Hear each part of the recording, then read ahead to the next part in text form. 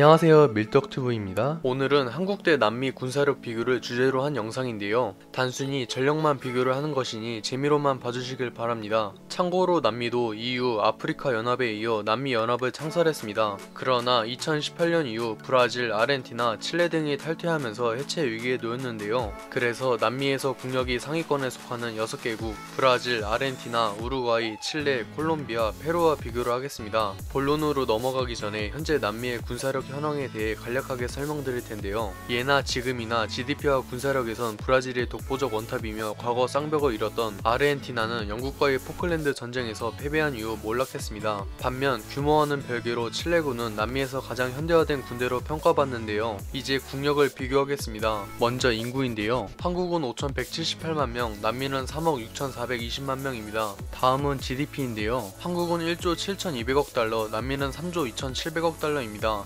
참고로 남미 전체 인구는 6억 2,600만명, GDP는 5조 6천억 달러인데요. 총 GDP는 미국과 중국, EU 다음가는 세계 4위에 해당하지만 그와는 별개로 불안정성이 매우 높습니다. 모든 나라들이 농업, 목축업 같은 1차 산업과 지하자원 수출에 의존하기 때문에 많은 전문가들이 20-30년 내에 아세안에게 뒤처질 것으로 평가하는데요. 다음은 국방비입니다. 한국은 54조, 남미는 67조인데요. 참고로 남미의 지역 강국이자 최강자인 브라질은 세계 11위에 해당하는 33조 원을 투자하며 남미 전체 국방비의 절반이 넘는 높은 비중을 차지합니다. 이제 병력을 비교할 텐데요. 상비군은 한국 58만명, 남미는 89만 7천명입니다. 예비군은 한국 270만명, 남미는 171만명인데요. 다음은 육군입니다. 먼저 기갑전력을 비교할 텐데요. 한국은 2,400대의 전차와 14,000대의 장갑차를 보유하고 있습니다. 남미는 1,344대의 전차와 6,190대의 장갑차를 보유했는데요. 다음은 포병전력입니다. 한국은 3,500문의 견인포와 3,150문의 자주포, 420문의 다연장 로켓을 보유하고 있는데요. 남미는 2,124문의 견인포와 221문의 자주포, 300문의 다연장 로켓을 보유하고 있습니다. 육군은 비교가 무의미할 정도로 한국의 우위인데요. 특히 기갑전력은 한국이 강한 것도 있지만 남미가 이상할 정도로 빈약합니다. 현존 전차 중 4위 안에 드는 K2 흑표를 포함해 3.5세대 전차를 1,600대 이상 보유한 한국에 비해 남미는 3세대 전차 170대를 제외한 나머지가 2세대 이하 전차들 뿐인데요. 그나마 규모를 제외하고 가장 현대화되었다고 평가받는 칠레군이 레오파드 2A4를 170대 보유했고 남미 최강인 브라질조차 2세대 M60 패튼과 레오파드 1 300대가 전부입니다. 포병 전력 역시 마찬가지인데요. 수적으로도 크게 밀릴 뿐더러 남미의 대부분 포병 전력이 30-40년은 좋게 넘은 포들이 주력이라 질적으론 비교가 불가능합니다. 하지만 무조건 깎아내릴 수는 없는 게 만약 한국은 전쟁이 발발하면 북한, 중국의 대규모 전면전에 맞서야 하지만 남미는 그럴 일이 전혀 없기에 딱 자국 치안을 방비할 육군만 양성했는데요. 다음은 공군인데요. 먼저 전술기입니다. 한국은 362대, 남미는 110대인데요. 다음은 공격기입니다. 한국은 60대, 남미는 81대인데요. 이제 조기경보기와 공중급유기입니다. 한국은 각각 4대, 남미는 각각 6대와 9대를 보유했는데요. 공군 역시 육군만큼은 아니어도 한국의 압승입니다.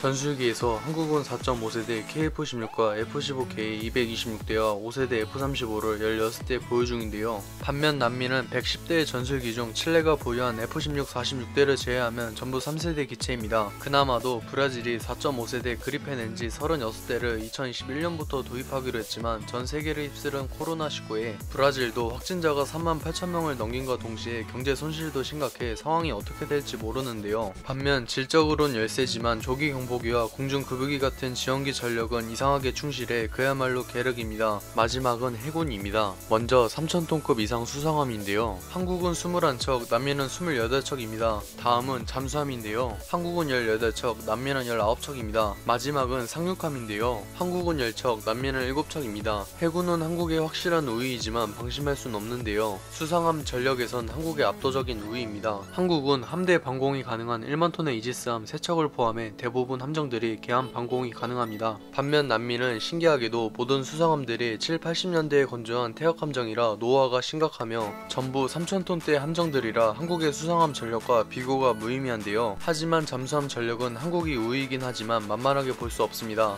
남미의 잠수함 19척 중 17척이 현재 한국 해군도 운용하는 209급 잠수함인데요. 물론 한국 해군도 최대 약점인 대잠 전력을 보완해 나가고 있지만 아직까진 무시할 수 없습니다. 상륙함은 딱히 눈여겨볼 건 없지만 의외로 브라질 해군은 항모 운용국으로 32,000톤의 상파울루급을 보유하고 있는데요. 하지만 경제 위기 때문에 보수와 개량을 포기하고 올해 퇴역할 예정입니다. 대신 영국에서 22,000톤의 오션급 강습 상륙함을 도입해 아틀란티코란 이름으로 운용 중인데요. 또한 놀랍게도 브라질은 프랑스의 바라쿠다급 원잠을 도입할 예정입니다. 어쨌든 종합적으로 육해공 모두 한국의 확실한 우위인데요. 그런데 남미의 군사력이 생각보다 빈약해 싱거웠습니다. 하지만 나름 부러웠는데요. 남미는 세계적인 강대국들이 밀집하고 군비 증강에 열을 올리는 헬브가와 달리 기본적인 치안 유지를 제외하곤 딱히 군사력을 증강할 필요가 없기 때문입니다. 영상이 유익하셨다면 구독과 좋아요 한 번씩 부탁드릴게요.